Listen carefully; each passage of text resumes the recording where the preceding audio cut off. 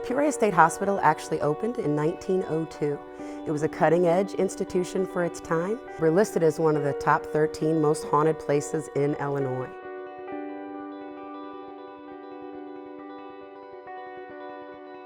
The hospital is known for being haunted due to the fact that there has been so many different paranormalists that have come to the Hilltop. They've documented several EVPs of patients and doctors still saying things years later. Now, Bookbinder is a very famous story from here on the Hilltop. You see, Old Book came to the institution as a mute man from Chicago, and Dr. Zeller decided that he would want to write about Old Book after his death. The Old Book, he was a gravedigger here on the Hilltop, and he would cry at every single funeral. He felt empathy for the patients that perished here. It got to the point where patients didn't believe they were going to get into heaven if Old Book didn't cry for them.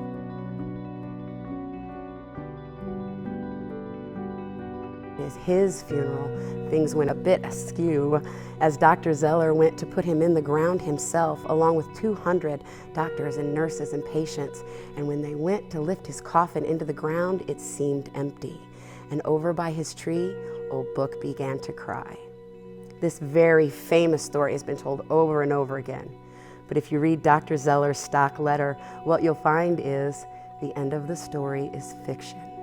You see, Dr. Zeller wanted people to feel that his patients here on the Hilltop were special people, and they were worth being remembered, but not as something bad or evil, but as something special.